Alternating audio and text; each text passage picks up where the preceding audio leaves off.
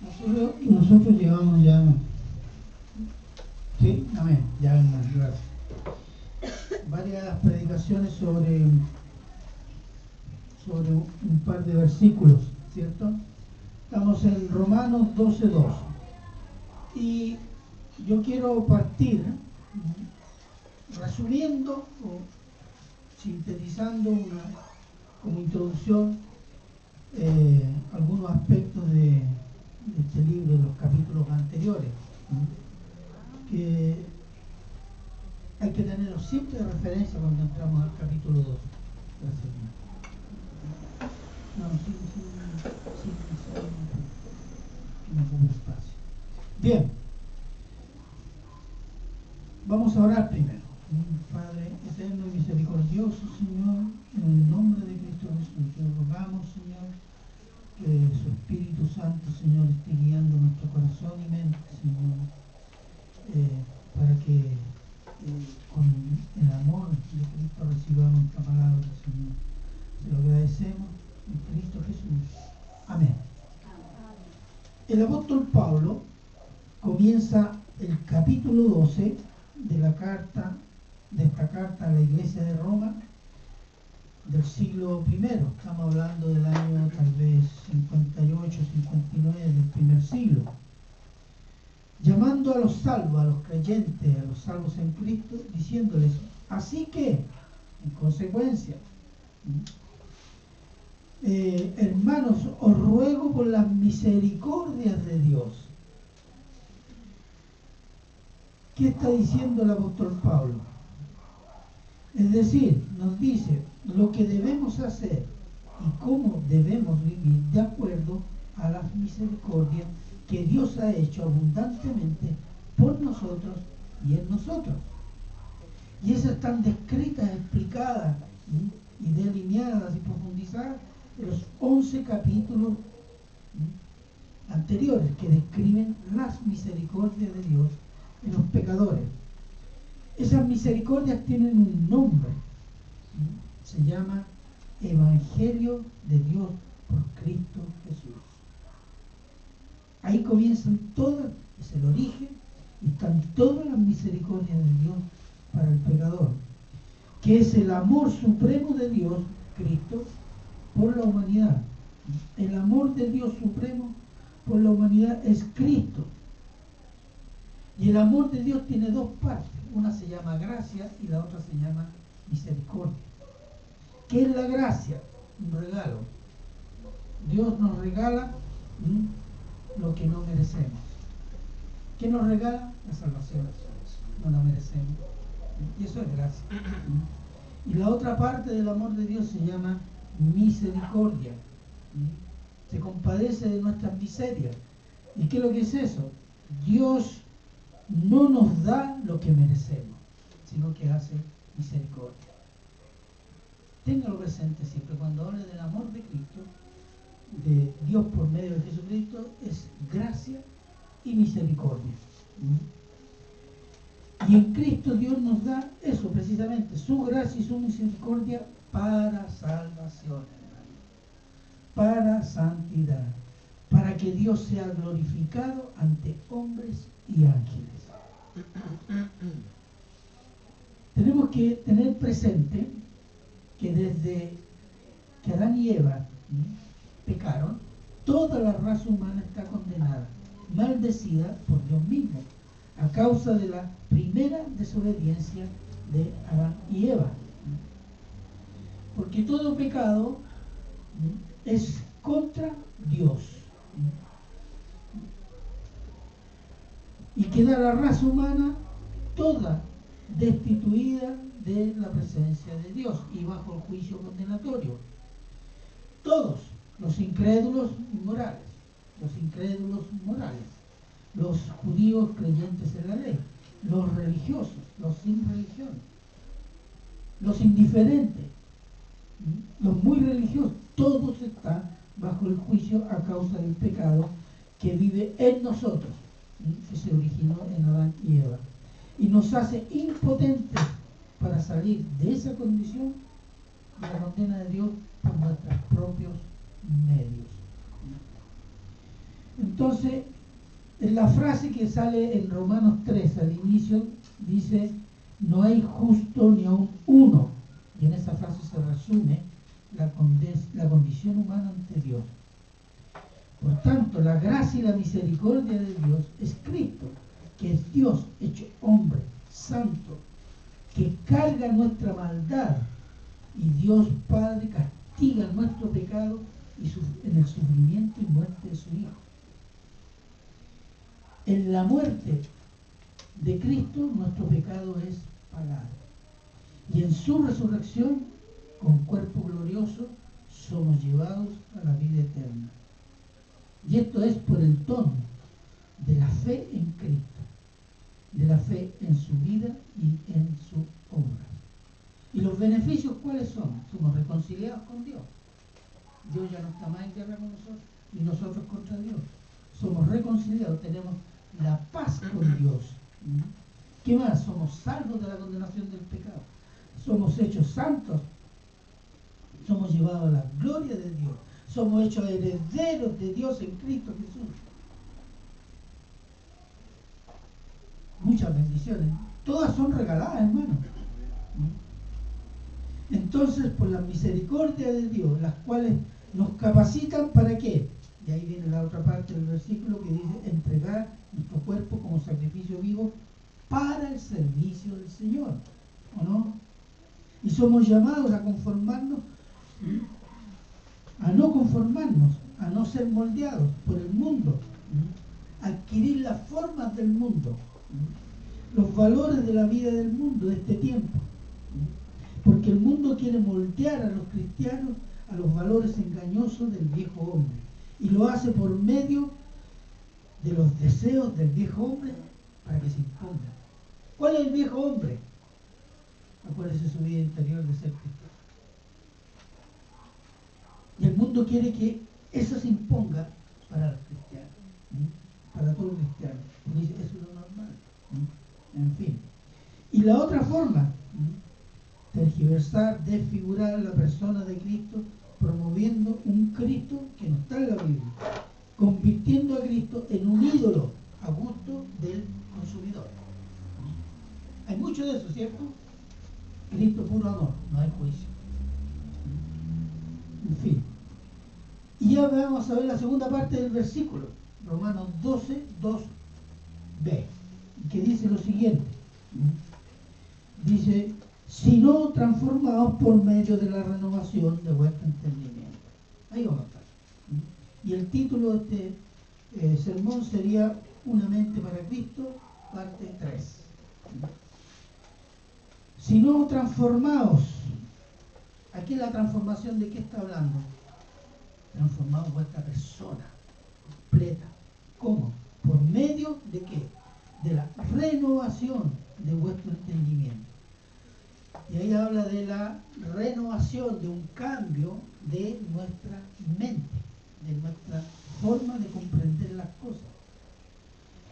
Hay una pequeña diferencia, te la explico brevemente, cuando dice conformar, el moldear es una obra exterior. Cuando usted moldea un queque, lo presiona y si va a adquirir forma de niño, forma de flor, etc. Lo presiona, ¿cierto? Eso es lo que hace el mundo con nosotros. ¿Para qué? Con el propósito de conformarnos al mundo. Pero la transformación es distinta porque es de adentro hacia afuera. En griego, la palabra que está ahí en el original es metamorfosis. ¿Qué animalito se metamorfea? La mariposa. Y ese es un proceso interno, ¿cierto? Y se traduce transformar o transfigurar. ¿Quién se transfiguró? Cristo. Era de noche, no era el reflejo del sol, sino que Cristo, y esto está en Mateo 17:2, Cristo llevó a 3 discípulos y se transfiguró. La gloria interna que tenía Cristo, que veló cuando se hizo hombre, se la mostró a los discípulos. Del glorioso Señor Jesús. Y le mostró un poquito de esa gloria, para que no muriera. Entonces, y eso es lo que está diciendo el pasaje, transformados, metamorfosis, cambien de adentro hacia afuera, porque eso cambia toda la persona, y eso comienza ¿dónde? En la mente. Al creyente en Cristo le es dada la mente de Cristo, que nos regala, hermano, no la adquirimos. Si ya para estudiar somos flojos las cosas del mundo, imagínense la mente de Cristo. Se nos regala por la fe en Cristo. Y dice, ¿para qué? Para entender, comprender, conocer a Dios, conocer a Cristo, y sepamos cuál es, escucha, la esperanza a que Él os ha llamado y cuáles las riquezas de la gloria de su herencia en los santos. Efesios 1:18. Y ser transformados al carácter de Cristo. Veamos Romanos 8:29.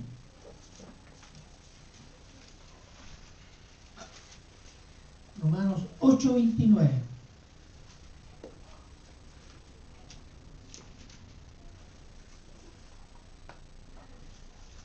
¿Alguien que pueda leer? Amén. Porque a los que antes conoció, también los predestinó para que fuesen hechos conforme a la imagen de su Hijo, para que Él sea el primogénito entre muchos hermanos. Ese es el propósito. Cuando hablamos de proceso de santidad, significa ir conformando al creyente de adentro hacia afuera al carácter, a la imagen y semejanza del carácter de Cristo, hermano. Por eso dice entre muchos hermanos similares. Bien, hecho esto, yo quiero hacer notar 4 cosas de este pasaje que podemos extraer. Primero, 1. Notemos que el verso 1 y 2 del capítulo 12 no están escritos como opciones. Nos dice creyente, por las misericordias de Dios, si quieren, tienen ganas, tiempo y deseo, hagan esto. No, son mandatos, hermano. Y los mandatos están relacionados con ¿qué? Con que Dios nos capacitó cuando nos llevó a Cristo para hacer lo que nos manda hacer. Porque Dios nunca nos va a mandar a hacer lo que no nos ha dado para hacer, para lo cual no nos ha capacitado. Entonces, renovarse mentalmente en la palabra de Dios, evitar los conceptos, los valores del mundo, luchar contra ellos, que su cuerpo sea un instrumento de servicio al Señor, es un mandato, hermano. Y no hacerlo es pecado, porque no es opcional. Es pecado. Para que lo tengamos presente, porque mucha gente, no, esas cosas son para los consagrados, para los pastores. No, usted es consagrado, porque usted fue adquirido por la fe en Cristo, y Cristo hizo un pago de sangre por su alma, por su santidad y por su glorificación. Así que no nos escapamos, hermano, para que lo tenga presente. 2. La naturaleza de este entendimiento. La frase dice renovación de vuestro entendimiento. ¿Qué significa? Renovación de vuestra comprensión.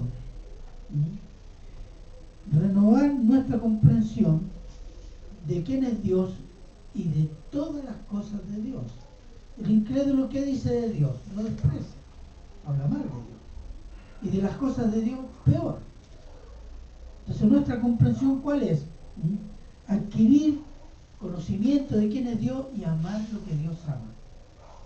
Adquirir el punto de vista de Dios. Se llama la cosmovisión de Dios. Cómo Dios ve todas las cosas. Cómo Dios entiende todas las cosas. ¿Qué dice Dios lo que es bueno, lo que dice Dios lo que es malo? Eso tiene que ser parte de nuestra forma de pensar y de vivir. Se llama la cosmovisión. Cosmos igual mundo, visión, ver o vista. Por ejemplo, la cosmovisión de Dios dice que el hombre es pecador por naturaleza. ¿O no? ¿Amén? Amén. Amén. Los demás todos pecaron, uno nomás dijo amén. Por naturaleza. ¿Y qué dice la cosmovisión del hombre? Dice que el hombre nace bueno y después la sociedad lo corrompe. Eso dice el hombre, ¿no? Las guaguas son con naturaleza pecaminosa, son inocentes, son diferentes, pero no son buenos. ¿Qué otro? La cosmovisión de Dios dice que la homosexualidad es pecado antinatura. La cosmovisión del hombre dice que la homosexualidad es amor y es natural. ¿No? ¿Lo han escuchado? La cosmovisión de Dios dice que Dios es el supremo creador. La cosmovisión del hombre dice que todo surge por la evolución. ¿O no? La cosmovisión de Dios dice que la mujer debe someterse a su marido y el marido debe someterse a Cristo. La cosmovisión del hombre dice que el hombre y la mujer son iguales en todo y ninguno debe someterse al otro, y si quieren se someten a Cristo según su propio gusto. ¿O no? Eso dice. Es harto diferente, ¿cierto? Yes. La cosmovisión del hombre es que la historia de la humanidad es una sucesión de reinos, imperios cada vez más global, con mayor y mejor calidad de vida, gracias al acrecentamiento y conocimiento y avances tecnológicos, etc. Evolución de lo inferior a cada vez mejor, superior. Estamos mejorando, ¿o no?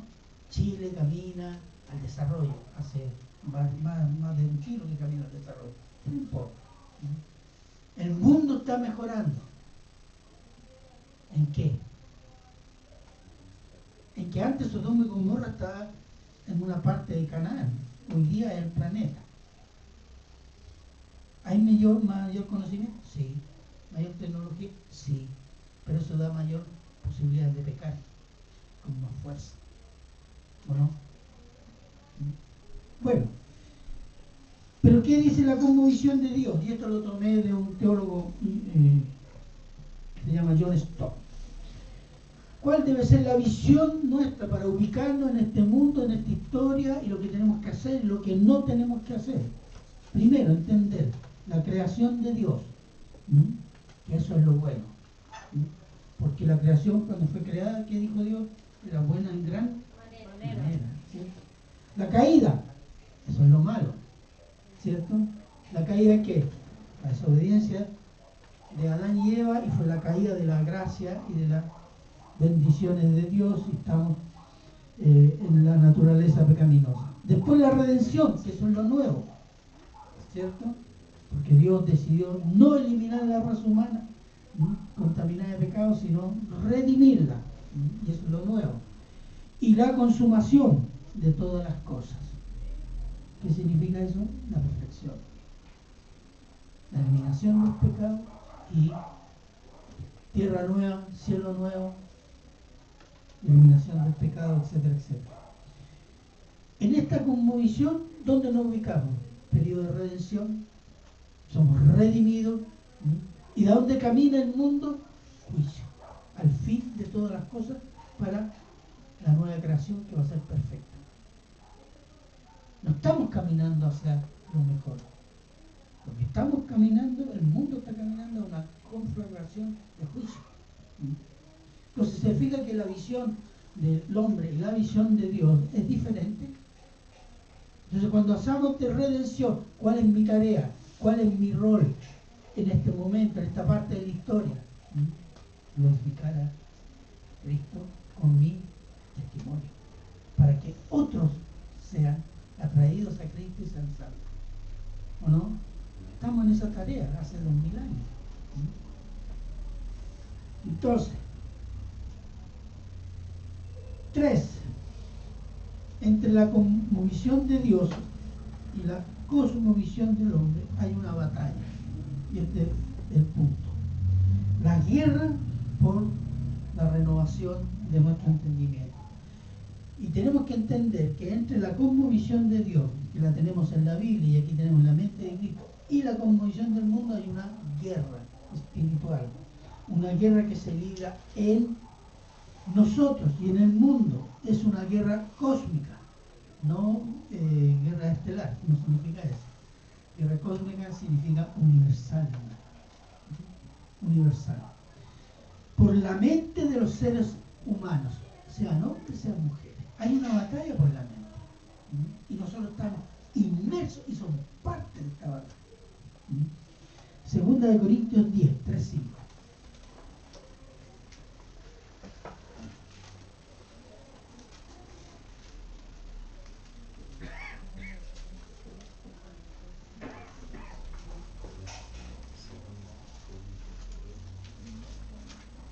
Segunda de Corintios, fue el segundo versículo que leímos.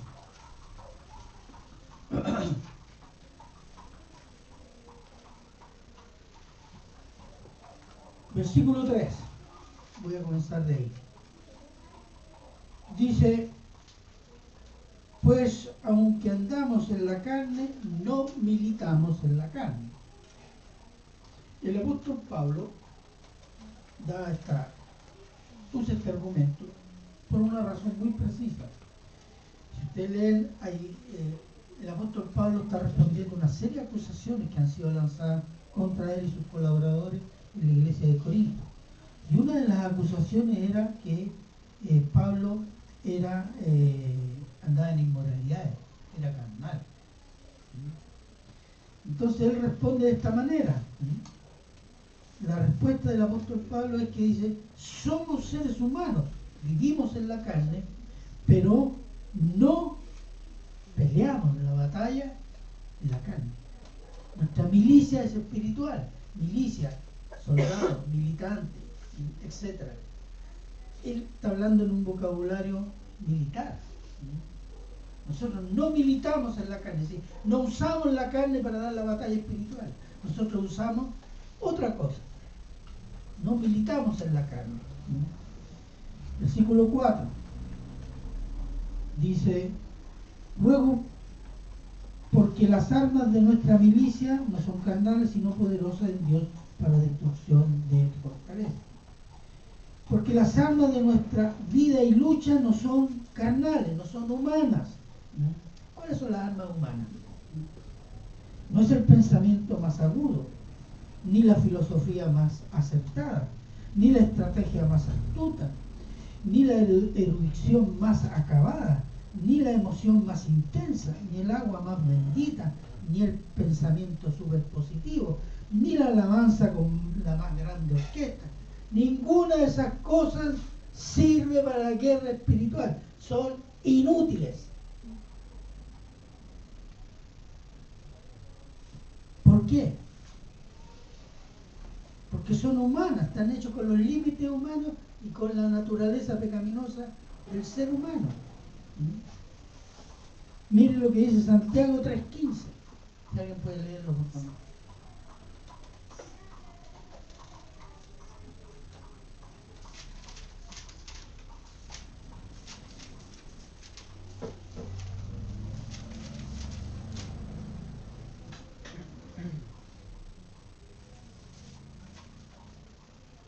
¿Qué tiene Santiago 3:15? Ya. Porque esta sabiduría no es la que desciende de lo alto, sino terrenal, animal, diabólica. Esa es la cultura, la ciencia, la sabiduría del mundo. ¿Por qué? Porque está hecho para agasajar, exaltar, glorificar al hombre. No para dar gloria a Dios, su creador. Entonces, siguiendo, dice, nuestras armas son, sino poderosas en Dios, para la destrucción de fortalezas. ¿Cuáles fortalezas? Andar correteando a los demonios. Pulso demonio, te amarro demonio, te echo demonio. Eso es lo que dice, esas son las fortalezas que hay que combatir y destruir. ¿No? Versículo 5. Ahí está. Derribando, ¿qué cosa? Argumentos. ¿Cuáles argumentos? Tenemos muchos, ¿cierto? Cristiano es una batalla que dice, todo, por ejemplo, ya dijimos, por ejemplo, toda idea humana que excluye a Dios, filosofías, teorías, religiones falsas, formas de pensar y de vivir que excluyen a Dios. La teoría de la evolución, la exaltación de la calidad de vida, ¿se fijan? Divida la basura en plástico, vidrio y papel y tendrá mejor calidad de vida. Use el jabón el copito, que lo lava y le deja el hoyito, pero tendrá mejor calidad de vida. Y vea la publicidad, la calidad de vida. Es como el lema. ¿Dónde está Dios?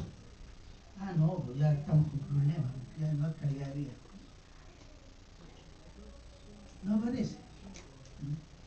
Entonces, todo, de lo más mínimo hasta las grandes teorías, excluyen a Dios.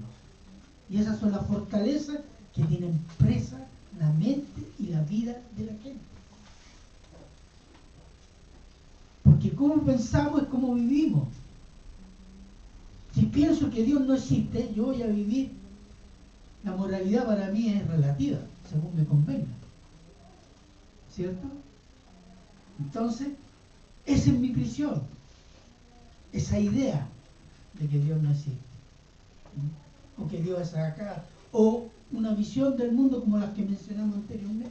Eso produce una forma de vida que excluye a Dios. No solo en el pensar, sino también en el vivir. Y esas son fortalezas que nos tienen preso en qué? Atados al diablo. ¿Quién es el que promueve todas las cosas humanistas? El diablo. ¿Qué le dijo el Señor Jesús a Pedro?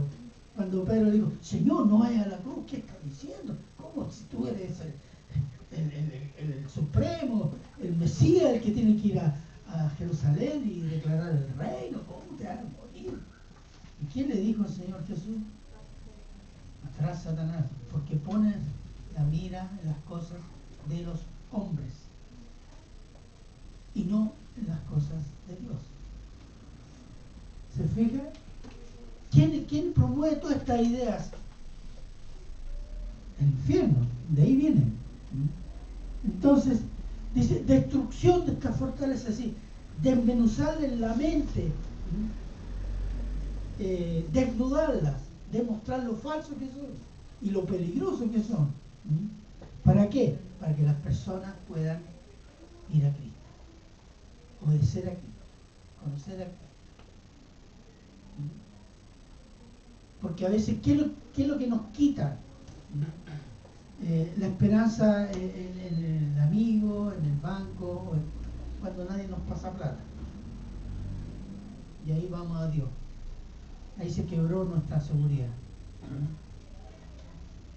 Y algunos se quedan en Dios y los otros vuelven a sus amores anteriores. Entonces, se fija, es argumentos teológicos, ideológicos, que tienen presa la mente de la gente y eso condiciona su vida, su moral, su sentir, su voluntad. Por eso el apóstol Pablo comienza: transformados todo vuestro ser por medio de un cambio de entendimiento. Que nosotros lo podemos hacer porque se nos ha regalado, ¿qué cosa? La mente de Cristo, hermano. Por último, las armas del guerrero de Cristo. Porque esto es una guerra, ¿no? Ya entendemos eso, ¿cierto? En el cristiano hay una batalla en donde nuestra carne, el mundo y el Dios de este mundo guerrean para destruir la mente de Cristo en el creyente y someterlo al mundo de las doctrinas y teorías del mundo y eliminar al creyente de la batalla espiritual. ¿Sabes que hay muchos creyentes que están, como diciendo, heridos ahí a la deriva del camino? Muchos. ¿Por qué? Vamos a ver por qué. Porque el diablo, ¿qué es lo que hace? Primero, ¿qué hace un guerrero? Se entrena. ¿Cuál es el entrenamiento del cristiano? ¿Cuál es el entrenamiento? La palabra. La palabra La palabra. ¿Y qué más? oración. La oración. ¿Qué más? Predicar. Ese es el entrenamiento del cristiano. ¿Ah? Es el entrenamiento y la batalla al mismo tiempo. Déjeme decirle esto. Pero ¿qué es lo que hace el diablo? ¿Ah? Quiere que esa arma, la espada del Espíritu, sea lo más inútil posible. ¿Y qué es lo que hace? Falsas doctrinas. Tergiversación de la Biblia. No malas, pésimas interpretaciones. Entonces es como una espada, golpear el filo en una piedra así, se mella el filo. Entonces con esa espada no corta ni la mantequilla. ¿Se fija? Pero eso hace el diablo con la falsa doctrina de demonios, dice el apóstol Pablo. Entonces, esta es la espada del Espíritu. Efesios 6:17.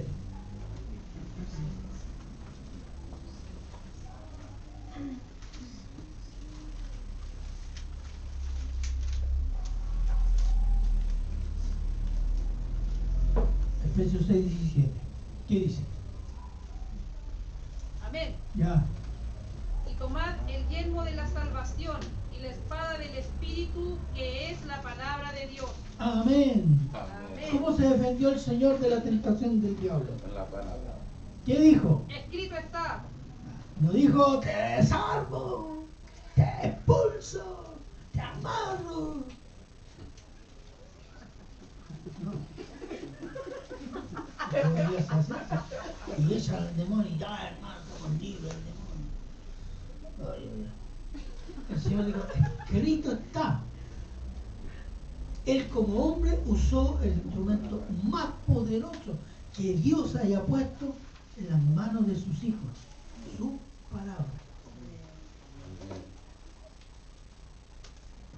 ¿Sabe cuál es nuestro problema? Que no la sabemos usar. Lea el 18 también. Ahí mismo, 6:17, sigue el 18.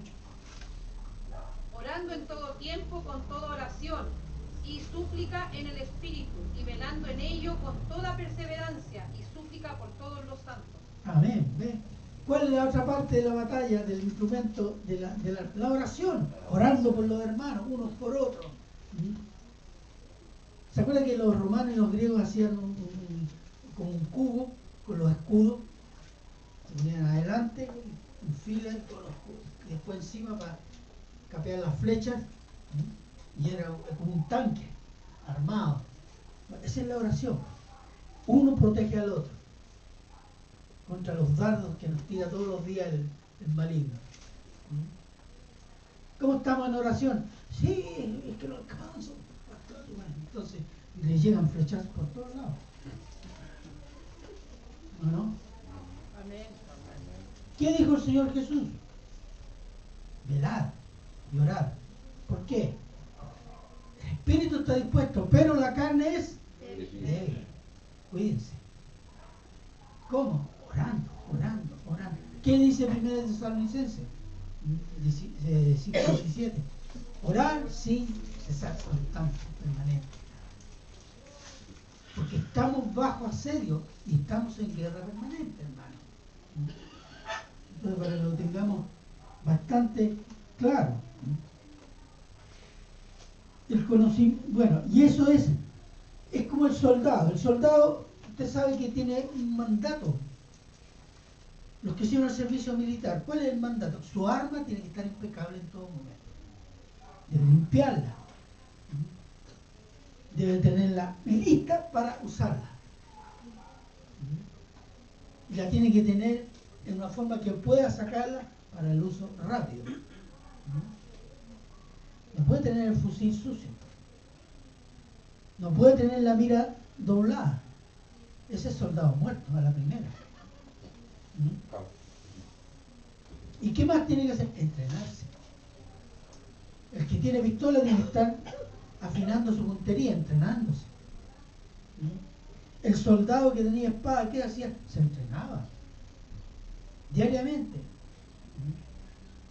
y tenía la espada limpia y afilada, y en el de cuero o de otro material le ponía aceite. ¿Por qué? Porque así no arriesgaba de que se trancara. Así, ahí viene el enemigo, ay, ay, ay, ay, así estamos los cristianos, dejen sacar la espada. Ay, ¿qué versículo es el espada? El versículo, no me acuerdo, dice por ahí, San Mateo. Así estamos nosotros. Este es el soldado que está con la espada trancada y perdió la batalla, hermano. El soldado tiene que inmediatamente, y ahí está, afrontar al enemigo. Y eso es la razón por la cual a veces nosotros andamos mal. Porque no estamos usando las cosas que la gracia de Dios en Cristo Jesús nos ha regalado, hermanos. Y como dije al inicio, y es un mandato que usted tiene que usarla.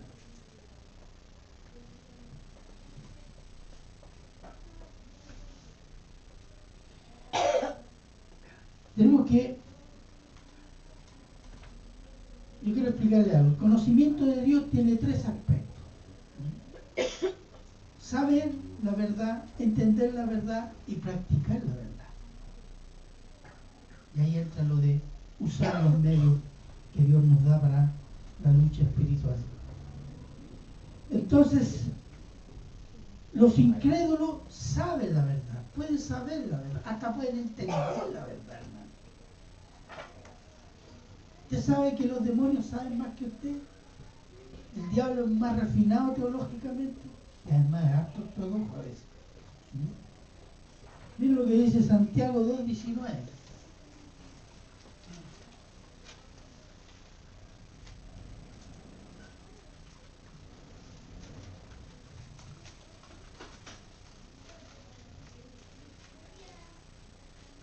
Santiago 2:19, ¿qué dice?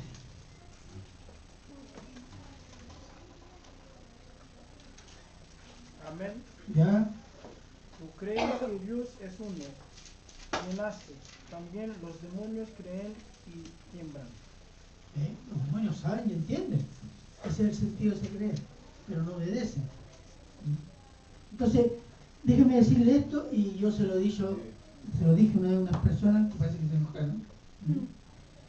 Mucha gente en el mundo y en la iglesia tienen la fe de los demonios.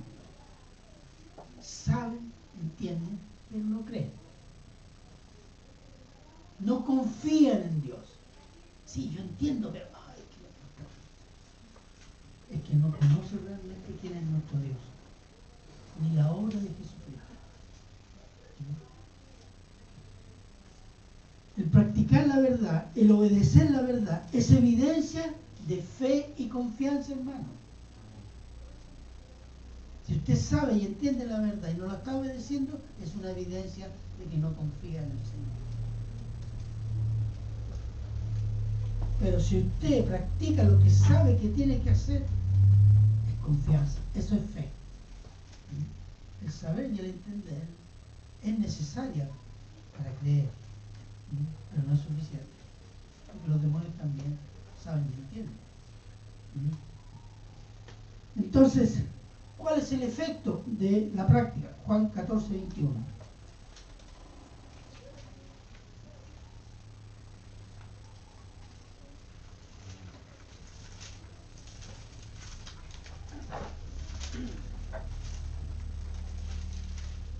¿Qué dice?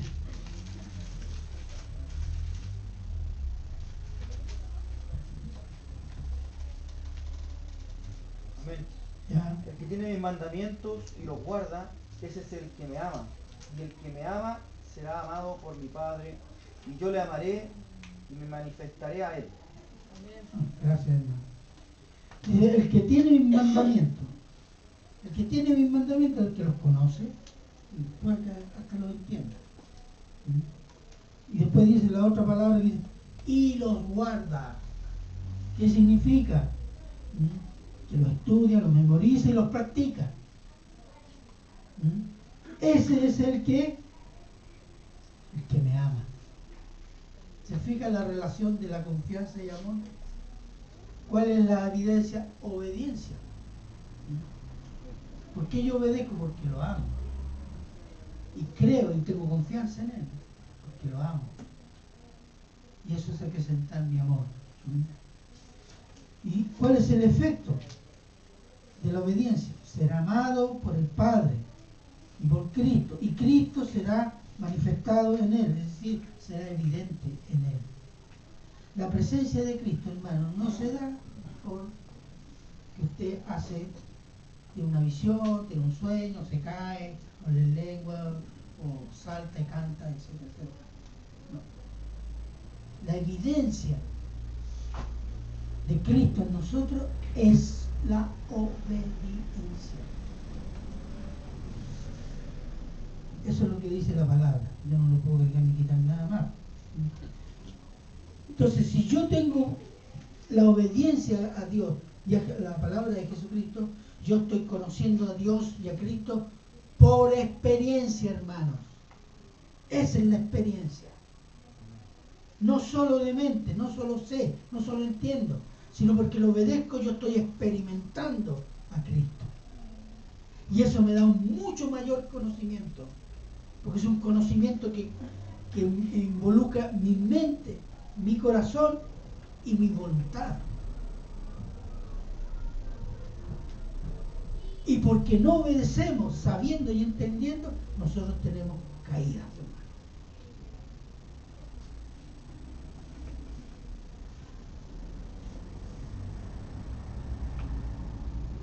Y el obedecerlo, ¿qué nos da? La experiencia del gozo, la experiencia de servir a Cristo, la experiencia de conocer sus atributos, sus bendiciones, palparlas en el alma y en nuestra vida, y a veces está en nuestro cuerpo, hermano. Eso es el verdadero conocimiento de Dios. ¿Por medio de qué? De la obediencia a su palabra.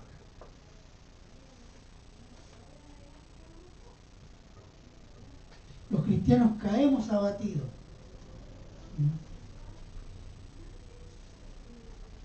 Nos deprimimos, nos desmoralizamos. ¿Por qué? Por una razón muy simple. Usted no está luchando contra sus pecados. Y no está obedeciendo lo que tiene que obedecer. No está usando las armas que Dios le ha entregado. Su palabra, la oración, partiendo de ahí. Podríamos agregar la congregación.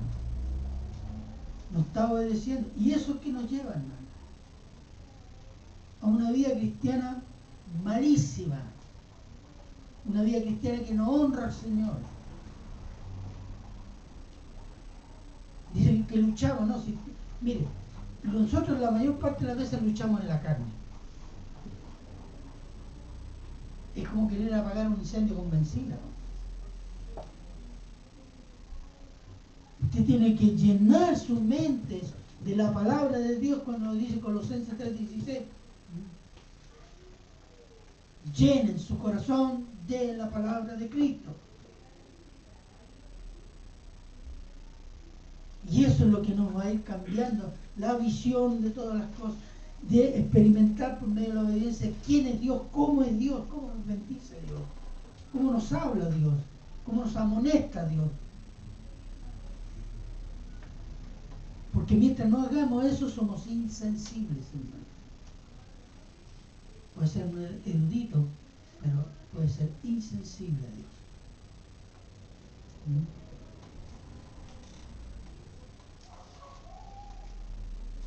Y eso significa que no nos estamos transformando decididamente al carácter de Cristo.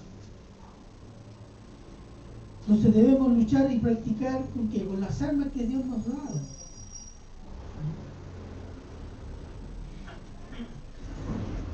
Y esas son las que mencioné anteriormente. Y cuando usted sabe que anda mal, usted debe agarrarse de la palabra, así como el abogado de la última tabla de salvación. Así, agarrarse así. ¿Ah? Vida o muerte, aquí o vivo o me muero. Gloria a Dios, amén. Y orar así, casi con agonía, desesperadamente. No nos gusta orar así. Porque no entendemos la peligrosidad del pecado, hermano. Y el nivel de ofensa que le hacemos a Dios, siendo hijos de Dios. ¿O no? ¿Somos hijos de Dios o no? Amén. ¿Hemos ofendido al Señor? Amén. Muchas veces.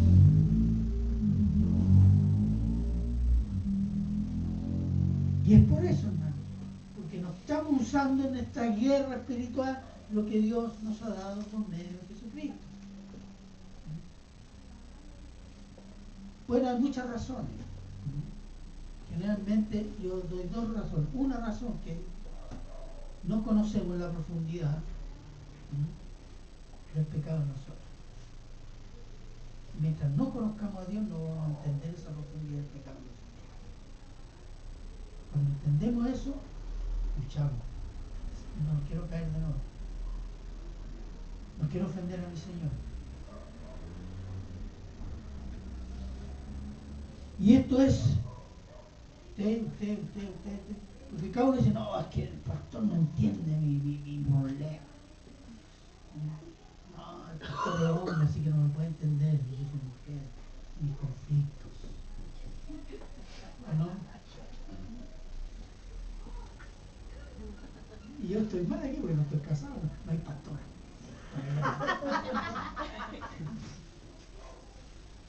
Pero sí es general. Miren, 1 de Pedro 5, 8, 9.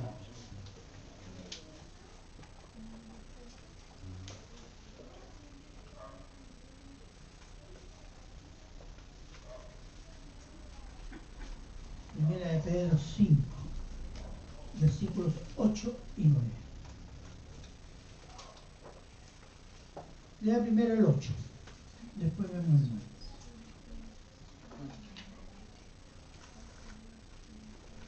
¿Qué dice? Y tres son los que dan testimonio en la tierra: el espíritu, el agua y la sangre. Primera de Pedro 5, 8. Amén. Sed sobrios y velad, porque vuestro adversario, el diablo, como león rugiente, anda alrededor buscando a quien devorar. Espérense que es ahí no. Mire, el diablo anda alrededor de los cristianos, anda alrededor del mundo, si el mundo ya es de él. Si él administra el mundo. Porque todas las teorías que hay en el mundo son de él, vienen de él. Pero él anda alrededor de quién? De nosotros, de la iglesia, los cristianos, los pastores. ¿Para qué? A la primera debilidad, ¡pah!, caiga. Como decía, el viernes hubo capilla, decía, le damos lugar al diablo, a sus maquinaciones. ¿Por qué? Cuando somos orgullosos por nuestro pecado, por nuestra falta de perdón, nuestra falta de arrepentimiento, nosotros damos lugar al diablo. Y ahí el diablo dice, te tengo, guachito. Ahí voy. Porque él conoce las debilidades humanas. ¿Y qué más sigue? Versículo 9, por favor. Al cual resistid firmes en la fe, sabiendo que los mismos padecimientos se van cumpliendo en vuestros hermanos en todo el mundo. ¿Ve que es cómica? Todo lo que usted sufre, que no es lo que... No, hay muchos hermanos que están en la misma situación. En condiciones diferentes, pero la guerra es la misma. Nuestros hermanos en partes de África y Medio Oriente son perseguidos, encarcelados, asesinados, le quitan los hijos, las casas. Ha sido un desastre. Pero acá no tenemos eso. Gloria a Dios. ¿Pero qué perdemos? Perdemos el gozo, perdemos el servicio. ¿Por qué? Porque queremos andar como nos da la gana. Porque nos tienta con cosas para el cuerpo. Entonces, ¿es una batalla universal? Sí. Toda iglesia en el mundo, todo cristiano genuino tiene esta batalla, hermano. La suya es tan terrible como la de los otros hermanos. Y debemos orar por ellos y pedir que ellos oren por nosotros.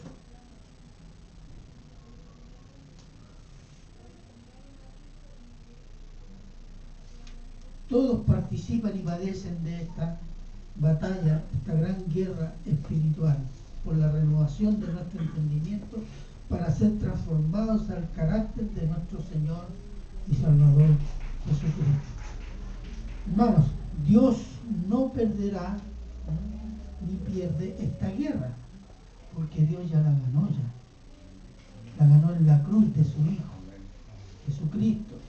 donde Cristo derrotó el pecado y venció a la muerte, desarmando al maligno, que está desesperadamente batallando para arruinar lo más posible la obra de Cristo. ¿Sabe cuál es la obra de Cristo? ¿Cuántas obras de Cristo hay aquí? Amén. La iglesia. La batalla desesperada del diablo es por arruinar la iglesia, destruirla, hacerla impotente, desfigurando a Cristo, tergiversando la palabra. Es una batalla desesperada que está lanzada el diablo y sus potestades, como dice el apóstol Pablo. Entonces, antes de que llegue el tiempo de la ejecución de la condena que Dios emitió en la cruz de Cristo. Porque la condena ya fue emitida en la cruz. ¿Qué esperamos? El tiempo de la ejecución de esa condena. ¿Se acuerdan que en Estados Unidos, los que saben, hay lo que se llama el pasadizo, donde están los que van de tránsito, los condenados a muerte, que apelan, en fin. El diablo está en eso. El diablo está en eso. Entonces dice, antes que llegue eso, yo voy a el máximo posible, pues que sea imposible que esta iglesia sirva para algo. Esa es la batalla. Por eso dura muchas veces. Entonces, pero Dios ha vencido la batalla. Entonces somos más que vencedores, por esa es la razón. Porque cuando un cristiano batalla, ¿batalla de qué punto? ¿De qué momento? Del momento de la victoria de Cristo. No tenemos que ganar la victoria, tenemos que participar de la victoria de Cristo. Ese es el tema, hermano. Porque la batalla ya está ganada. Somos más que vencedores porque nuestro Señor y Salvador ya venció por nosotros, para vencer en nosotros la carne, el mundo y el mal. Así que esta no es una batalla perdida. Pueden haber muchos heridos, pero no es una batalla perdida, porque nosotros batallamos ¿desde dónde? Del momento de la victoria de Cristo. Y ahí está. Él es nuestro capitán, nuestro guía, nuestro Señor, nuestro Dios, nuestro hermano mayor, nuestro Rey, nuestro Salvador.